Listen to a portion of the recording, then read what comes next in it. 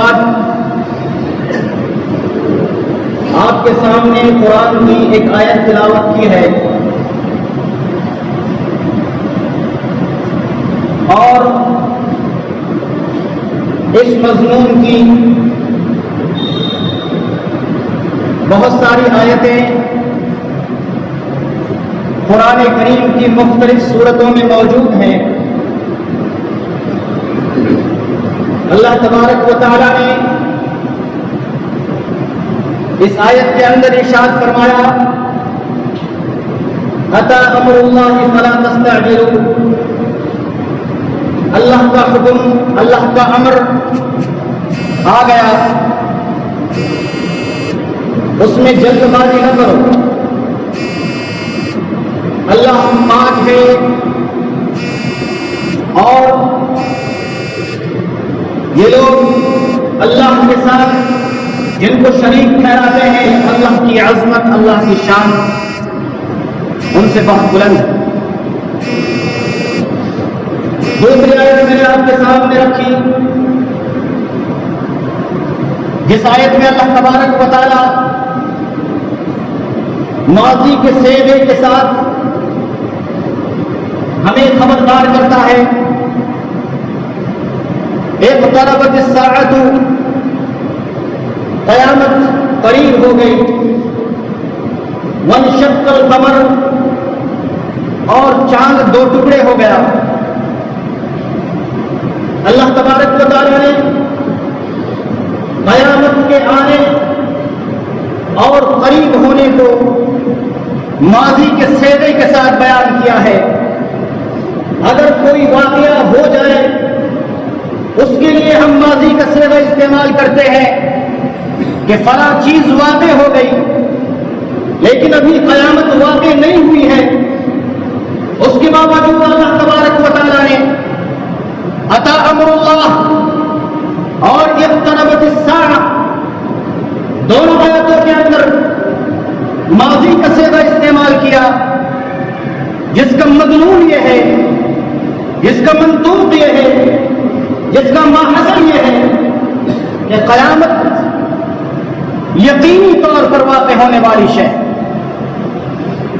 ایسا سمجھو گویا کہ وہ واقع ہو گئی۔ اور دوسری دلالت یہ ہے کہ قیامت جلد ہی واقع ہونے والی۔ اللہ تبارک و تعالی نے قرب قیامت کے تعلق سے، قیامت کے واقع ہونے، اس کے قریب ہونے کے تعلق سے دوسری آیت میں ارشاد فرمایا انہم یرونہ بعیدا ونراہ قریبا۔ ہم اس قیامت کو،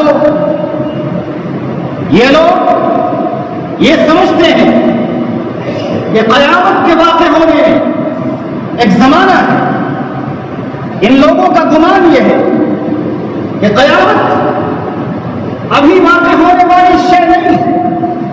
یہ لوگ قیامت کے وقوع کو، قیامت کے قائم ہونے کو، قیامت کے آنے کو بڑا دور سمجھتے ہیں۔ وَنَرَاهُ قَرِيبًا، جبکہ ہم دیکھ رہے ہیں کہ قیامت بہت قریب ہے۔ اللہ کے نبی صلی اللہ علیہ وسلم نے ایک حدیث میں اللہ کے نبی نے صحابہ کرام سے فرمایا کیف انعم، میں کس طریقے سے چین سے سکون سے رہ سکتا ہوں، کس طریقے سے چین کی زندگی گزار سکتا ہوں، کس طریقے سے بے فکر رہ سکتا ہوں، جبکہ سور پھونکنے والے فرشتے نے سور کو، قرن کو اٹھا لیا ہے اور اب وہ اس انتظار میں ہے، وہ لگاتار تجسس میں ہے، وہ کان لگا کر بیٹھا ہوا ہے، کان لگا کر وہ اس انتظار میں ہے کہ کب اس کو سور پھونکنے کی اجازت ملے اور کب وہ سور پھونک دے۔ میرے بھائیوں، صحابہ کرام رضوان اللہ علیہم اجمعین، کوئی ہماری طرح ان کے دل بے خوف نہیں تھے، ہماری طرح وہ نڈر نہیں تھے، ان کے دل اللہ کے خوف سے لرزتے تھے۔ قرآن کی آیتیں پڑھتے تو آنکھیں اشکبار ہو جاتی۔ قیامت کا تذکرہ کرتے تو قیامت کے تصور سے ان کے رونگٹے کھڑے ہو جاتے تھے. صحابہ کرام ڈر گئے, صحابہ کرام گھبرانے لگے. اللہ کے نبی صلی اللہ علیہ وسلم نے صحابہ کرام کو تسلی دی, صحابہ کرام کو دعا سکھائی, کہو لا حول ولا قوت الا باللہ توکلنا علی اللہ. یہ دعا پڑھو, اللہ پر بھروسہ کرو. میرے بھائیوں, قیامت کا واقع ہونا یہ اور اس پر ایمان لانا یہ ہمارے عقیدے کا ایک جز ہے, ہمارے عقیدے کا ایک حصہ ہے. ایک مومن کے عقیدے کی ایک امتیازی شان یہ ہے کہ اس کی زندگی میں آخرت کا عقیدہ ہوتا ہے. وہ زمین پر چلتا ہے, کوئی بھی عمل کرنے سے پہلے آخرت میں حساب و کتاب سے ڈرتا ہے.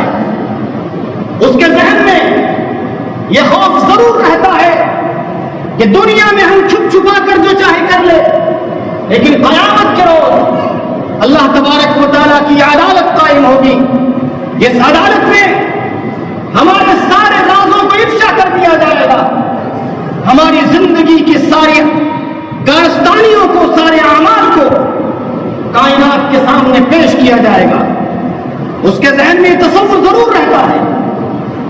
اللہ کے نبی صلی اللہ علیہ وسلم نے ایک حدیث میں ارشاد فرمایا کہ میں اور قیامت, میری بعثت اور قیامت اس طرح سے مجھے مبعوث کیا گیا ہے قیامت کے ساتھ. یعنی اللہ کے نبی صلی اللہ علیہ وسلم کی بعثت, اللہ کے نبی کا آنا, اللہ کے نبی صلی اللہ علیہ وسلم کو نبی بنا کر بھیجا جانا, یہ قیامت کی علامتوں میں سے ایک علامت تھی, قیامت کی نشانیوں میں سے ایک نشانی تھی. قرآن پڑھ جائیے, حدیثوں کا مطالعہ کر جائیے. قرآن کا مطالعہ اور حدیثوں کا مطالعہ ہمیں یہ بتلاتا ہے, یہ سکھاتا ہے کہ ہم کو قیامت کا خوف ہونا چاہیے. قیامت کی قربت سے ہمارے ذہن میں قیامت کے قریب ہونے کا عقیدہ ہونا چاہیے, قیامت کے قریب ہونے کا انتظار ہونا چاہیے, اور اس کا عقیدہ ہمارے ذہن میں جو ہے ہمارے دل کے اندر پیوست ہونا چاہیے. ہم اس خیال میں اور اس طرح کے تصورات میں مگن ہو کر ہم بے خوف ہمیں نہیں ہونا چاہیے کہ قیامت بہت دور ہے, قیامت واقع نہیں ہوگی, ہم پر برپا نہیں ہوگی. قیامت کی نشانیاں ابھی بہت ساری باقی ہیں, کچھ ہو چکی. ایسا نہیں ہے میرے بھائیوں, قیامت نہایت قریب ہے. جب آپ قرآن اور حدیث کے اندر قیامت کی نشانیوں کے تعلق سے پڑھیں گے تو آپ کو قیامت کی دو طرح کی نشانیاں ملیں گی. ایک نشانی جن کو علامات صغریٰ کہا جاتا ہے, چھوٹی چھوٹی نشانیاں, اور دوسری نشانیاں وہ نشانیاں جو بڑی بڑی نشانیاں ہوں گی, جن کے بعد فوراً اس زمین کی یہ چہل پہل, اس زمین کا یہ ہنگامہ, اس زمین کی شرشت و شادابی اور اس زمین کی آبادیاں تباہ کر دی جائیں گی. یہ آسمانوں کی چمک, یہ ستارے, یہ پہاڑ, یہ دریا, اس سب کو تبدیل کر دیا جائے گا. یوم تبدل الارض غیر الارض, اس زمین کو بدل دیا جائے گا. وہ بڑی بڑی بڑی نشانیاں ہیں. چھوٹی چھوٹی نشانیوں میں بھی علماء کرام نے دو تقسیم کی ہے. بعض نشانیاں جو واقع ہو گئی, جو واقع ہو چکی, اور بعض نشانیاں جو واقع ہونے والی. بعض نشانیاں جو واقع ہو گئی, ان نشانیوں میں بھی دو طرح کی نشانیاں ہیں. وہ نشانیاں جو ہو گئی لیکن وہ دوبارہ ہو سکتی, ان کا امکان ہے, وہ لگاتار ان میں سے بعض دائمی رہتی ہیں, بعض ان میں سے تکرار کے ساتھ واقع ہوتی, اور دوسری وہ نشانیاں جو ابھی واقع نہیں ہوئی ہیں, واقع ہونے والی ہیں. میرے بھائیوں, اللہ کے نبی صلی اللہ علیہ وسلم نے حدیثوں کے اندر ہمیں اس بات کی طرف اشارہ کیا, ہمیں بتایا ہے کہ قیامت کی نشانیاں کون اور قیامت سے پہلے کون کون سی نشانیاں واقع ہوں گی، کون کون سی علامتیں ہیں جو قیامت کے قریب ہونے کا الٹیمیٹم ہے، اس کا خطرہ ہے۔ اگر اس طرح کی نشانیاں نظر آئیں تو انسان کو خوف کھانا چاہیے، قیامت سے خوف کھانا چاہیے، کہیں قیامت برپا نہ ہو جائے، کہیں یہ سارا ہنگامہ ختم نہ ہو جائے اور ہمارے پاس عمل کی مہلت نہ ملے۔ میرے بھائیوں، اللہ کے نبی صلی اللہ علیہ وسلم نے ایک حدیث میں ارشاد فرمایا کہ قیامت قائم ہوگی اس زمین کے شریر ترین بدبخت ترین لوگوں پر، یعنی جس وقت قیامت برپا ہوگی اس وقت اچھے لوگوں کا نام و شان نہیں ہوگا، اس وقت شریر ترین لوگ ہوں گے، اس وقت زمین پر شر ہوگا، فساد ہوگا، فتنہ ہوگا۔ اور ایک اور روایت کے اندر اللہ کے نبی صلی اللہ علیہ وسلم نے فرمایا صالحون یذهب الصالحون الاول فالاول، نیک لوگ، صالح لوگ آہستہ آہستہ ختم ہو جائیں گے، صالح لوگوں کی جو ہے قلت ہو جائے گی، نیک لوگ ختم ہوتے چلے جائیں گے۔ یہ بھی علامت قیامت میں سے ایک علامت ہے، قیامت کی نشانیوں میں سے ایک نشانی ہے، یعنی نیکی کا ختم ہو جانا، برائی کا بڑھنے لگنا، نیکی کا ختم ہو جانا، نیک لوگوں کا ختم ہو جانا، برائیوں میں لوگوں کا ملوث ہو جانا، یہ بھی ایک نشانی ہے۔ آج آپ دیکھیں اچھے لوگوں کی قلت ہے، دن بدن اچھے لوگوں کی قلت ہوتی جا رہی ہے، جو نیک لوگ اچھے لوگ ہیں وہ زمین سے ختم ہوتے جا رہے ہیں۔ اسی طریقے سے اللہ کے نبی صلی اللہ علیہ وسلم نے ایک اور روایت کے اندر قیامت کی نشانیوں میں سے کچھ نشانیوں کا تذکرہ کیا۔ اس زمین کے اندر، ہمارے سماجوں کے اندر، انسانوں کی بستیوں کے اندر حق اور باطل کا معیار مٹ جائے گا، حق کو باطل سمجھا جانے لگے گا اور باطل کو حق سمجھا جانے لگے گا، جھوٹ کو سچ سمجھا جانے لگے گا۔ جھوٹے قسم کے لوگ جو سماج کے اندر جھوٹ بول کر بلکہ جھوٹ میں فنکاریاں کرتے ہیں، ایسے لوگوں کو سچا سمجھا جانے لگے گا، سچے لوگوں کو جھوٹا سمجھا جانے لگے گا، بے ایمانوں کو ایماندار سمجھا جانے لگے گا، ایمانداروں کو بے ایمان سمجھا جانے لگے گا۔ اور اسی طریقے سے اسی حدیث کے اندر اللہ کے نبی صلی اللہ علیہ وسلم نے فرمایا وَيَنْتِقْ الرُّوَيْبِضَةُ، ایسے لوگ جو بے حیثیت ہوں گے، کم علم ہوں گے، جاہل ہوں گے، جن کو دین کا کچھ علم نہیں ہوگا، دین کی کچھ سمجھ نہیں ہوگی، جن کو قرآن و حدیث سے واسطہ نہیں ہوگا، یہ لوگ عام لوگوں کے معاملات میں، بڑے بڑے معاملات میں، بڑے بڑے مسائل میں گفتگو کریں گے، فتوی دینے لگیں گے، اپنی رائے کا اظہار کرنے لگیں گے۔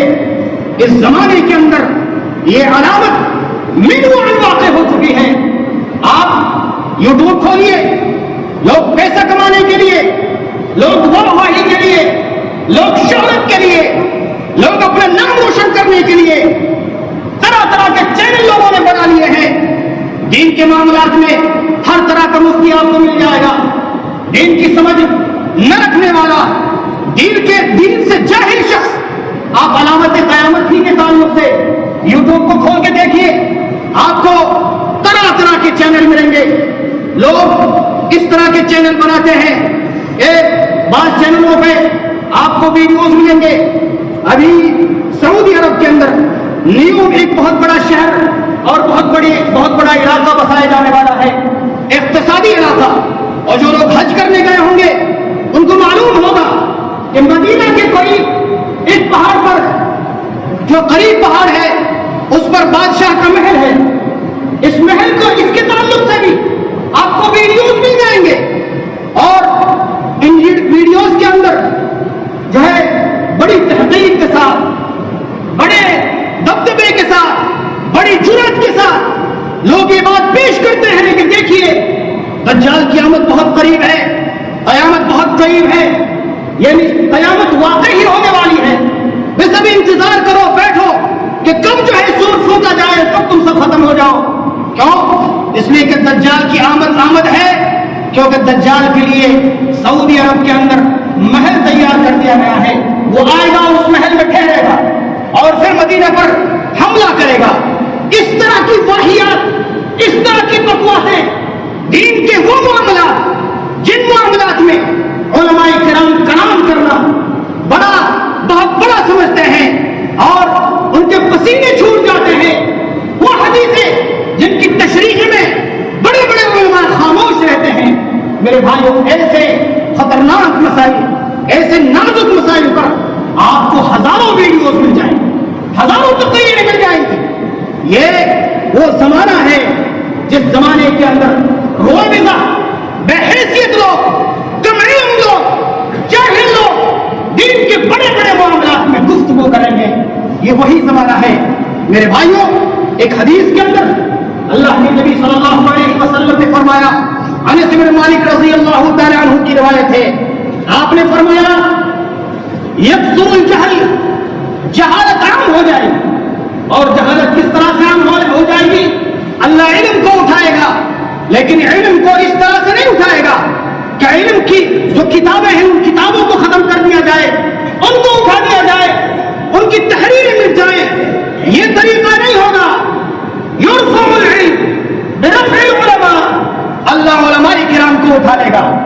علماء کرام جو قوم کے سرپرست ہوتے ہیں, جو ہدایت, رشد و ہدایت کے منارے ہوتے, جن سے لوگ روشنی حاصل کرتے, جن کو دیکھ کر ایمان تازہ ہوتا ہے, جن کی باتوں سے دل کو جلا ملتی ہے, یہ اہل علم, ان کو اللہ تبارک و تعالیٰ اٹھا لے گا. ان کی موتیں واقع ہوں گی. آپ چند سالوں کے اندر, سال دو سال کے اندر, اور خاص طور سے اس وبا کے زمانے کے اندر اگر غور کریں گے تو آپ کو معلوم ہوگا کہ ہماری بستیوں کے, ہمارے علاقوں کے, ہمارے ملک کے اور اس دنیا کے بڑے بڑے علماء کرام اس دنیا سے چلے گئے. جب ہم کسی پریشانی میں گرفتار ہوتے تھے, جب ہم کو کسی مسئلے کے تعلق سے مسئلے کی سمجھ پریشان کرتی تھی, تو ہمارے ذہن میں علماء کرام کا خیال آتا تھا کہ فلاں عالم ہیں, ان سے پوچھ لیا جائے, ان کی سمجھ کو دیکھا جائے, ان کے فتوے کو دیکھا جائے. یہ بڑے بڑے علماء کرام اس دنیا سے جا چکے اور لگاتار سلسلہ باقی ہے, سلسلہ جاری ہے. یکثر الجہل, جہالت عام ہو جائے. اور پھر اللہ کے نبی نے فرمایا وَيَقِلُّ الْعِلْمُ, علم کی قلت ہوگی, علم کی قلت ہوگی. لوگ آپ کو عالموں کے بھیس میں نظر آئیں گے, جبوں و دستار میں نظر آئیں گے, لیکن ان کو حدیثوں کی سمجھ نہیں ہوگی, ان کو قرآن کی سمجھ نہیں ہوگی. ان سے اگر کوئی مسئلہ پوچھا جائے, بلا کتاب کے رجوع کیے ہوئے کسی مسئلے پر استحضار کے ساتھ فتویٰ نہیں دے سکتے. یہ علم کی قلت ہے. ایک زمانے میں علماء کرام کتاب ہوا کرتے تھے, لائبریری ہوا کرتے تھے, وہ مرجع ہوا کرتے تھے, وہ کتابوں کو اپنے حافظے سے چیک کیا کرتے تھے. وہ زمانہ تھا. لیکن آج کا زمانہ آپ دیکھیں, ایسے اہل علم کی کمی ہے جو اہل علم قرآن اور حدیث کے دلائل کو یاد رکھتے ہوں, ان کا استحضار ہوتا ہو, اور اگر کوئی مسئلہ آئے فوراً قرآن اور حدیث کے دلائل کا انبار لگا دیتے. ایسے علماء کرام کی قلت ہے. وَيَقِلُّ الْعِلْمُ, علم کی قلت ہو جائے گی. اور اسی طریقے سے اللہ کے نبی نے فرمایا وَيَظْهَرُ الزِّنَا, زنا عام ہو جائے گا, زنا عام ہو جائے گا. کسی زمانے کے اندر اگر کسی گھر کی بہن بیٹی گھر سے نکلتی تھی, لوگ انگلیوں سے اشارہ کرتے تھے, اس گھر کے اندر حیا نہیں ہے, اس کے اندر شرم نہیں ہے. اس گھر کی بہن بیٹیوں کی شادیاں مشکل ہو جایا کرتی تھی. لیکن آج کا زمانہ ہے کہ زنا اور زنا کے مسائل عام ہو چکے ہیں. ہمارے بازاروں میں جائیے, برقع پوش عورتیں مردوں سے زیادہ مارکیٹنگ کرتی ہوئی نظر آئیں گی. اور وہ برقعے, وہ لباس اللہ کی پناہ, وہ عورتیں کے نبی نے فرمایا تھا نساء کاسیات عاریات رؤوسهن کاسنمۃ البخت المائلہ. اللہ کے نبی نے فرمایا ایسی عورتیں جو ابھی جو نہیں ظاہر ہوئی ہیں, جن کو ابھی میں نے نہیں دیکھا ہے, ایسی عورتیں بھی آئیں گی. کاسیات لباسوں میں ملبوس تو ہوں گی, لیکن لباسوں میں ملبوس ہونے کے باوجود ننگی ہوں گی. عاریات بے ستر ہوں گی. ان کے جسم کے نشیب و فراز, ان کا حسن, ان کے محاسن, ان کے جسم کے مفاتن, وہ سارے کے سارے اس لباس کے اندر سے نظر آ رہے ہوں گے. نساء کاسیات عاریات مائلات, دین سے مائل ہوں گی. بعض علماء کرام نے فرمایا اس حدیث کا معنی یہ ہے کہ ان کے چلنے میں ناز و نخرے ہوں گے, مٹک مٹک کر اور نخرے کے ساتھ اپنی چال کے اندر تسنگ ہوگا, بناوٹی چال ہوگی. ان کی چال سے ایسا لگے گا کہ لوگوں کو گھائل کر دیں گی. مائلات ممیلات, اپنے انداز سے, اپنے چلنے پھرنے سے لوگوں کو اپنی طرف مائل کریں گی. لوگوں کو مائلات ممیلات, لوگوں کو اپنی طرف مائل کریں گی. خوشبو لگا کر نکلیں گی, ایسی خوشبوئیں آپ تصور کیجئے گھر کے اندر ہماری بہو بیٹیاں رہتی ہے اور بیٹیاں سسرال جاتی ہیں اپنے شوہروں کے لیے. وہ بناؤ سنگار نہیں ہوتا جو بازار جانے کے لیے ہوتا ہے, جو شادی کی محفلوں کے لیے ہوتا ہے. اگر عورتوں کو معلوم ہو جائے کہ فلاں جگہ فنکشن ہے, وہاں پر جانا ہے, وہاں پر اجتماع ہے, وہاں پر بھیڑ لگنے والی ہے, اپنے حسن کو اس طرح نکھارتی ہے کہ شوہر کی ایک لمحے کے لیے یہ سوچتا ہوگا کہ شاید یہ کون ہے. اس طرح سے بناؤ سنگار. میرے بھائیوں, یہ ان عورتوں کی علامت ہے جو عورتیں جن کے دل میں اللہ کا خوف نہیں ہوتا, جن کے تعلق سے اللہ کے نبی نے فرمایا کہ یہ عورتیں جنت کی خوشبو تک نہیں پائیں گی, جنت کی خوشبو تک نہیں پائیں گی. اللہ کے نبی نے فرمایا وَيَظْهَرُ الزِّنَا, زنا عام ہو جائے گا, زنا عام ہو جائے گا, زنا کے وسائل عام ہو جائیں گے. آپ دیکھیں زنا کے وسائل اتنا خاموشی کے ساتھ انسان جس عورت سے چاہے وہ رابطہ قائم کر سکتا ہے. آپ کے پاس موبائل ہے, آپ کے پاس انٹرنیٹ ہے. اسلام کے اصول ان موبائلوں پر, ان انٹرنیٹوں پر بھی فٹ ہوتے ہیں. اسلام ان کو بھی قائم کرتا ہے. اگر ان موبائلوں پر آپ غلط عورتوں کو دیکھتے ہیں, غلط ویڈیوز دیکھتے ہیں, چیٹنگیں کرتے ہیں, فرینڈ شپ بناتے ہیں, غلط تعلقات قائم کرتے ہیں, آپ ایک مہذب اور شائستہ سماج کے فرد نہیں ہو سکتے. آپ باحیا فرد نہیں ہو سکتے. آپ وہ مسلم نوجوان نہیں ہو سکتے جس کی تربیت اسلام حیا اور شرم پر کرنا چاہتا ہے, جس کے آنکھوں میں اسلام نے حیا کا زیور اور اس کا پانی دیا ہے. ایسے نوجوان نہیں ہو سکتے. اسی طریقے سے حیا نکلتی ہے, حیا کا جنازہ اٹھتا ہے اور پھر انسان زنا کی طرف مائل ہوتا ہے. میرے بھائی وہ زمانہ ہے جس زمانے کے اندر زنا اور زنا کے وسائل عام, وَيَكْثُرُ الزِّنَا, اور اللہ کے نبی نے فرمایا وَيَكْثُرُ النِّسَاء وَتَكْثُرُ النِّسَاء, عورتوں کی کثرت ہو جائے گی, عورتوں کی کثرت ہو جائے گی. وَيَقِلُّ الرِّجَالُ, اور مردوں کی قلت, مرد کم ہوتے چلے جائیں گے. یہاں تک کہ قیامت کے قریب ایسا ہوگا کہ ایک مرد کے مقابلے میں 50 عورت, ایک مرد کے مقابلے میں 50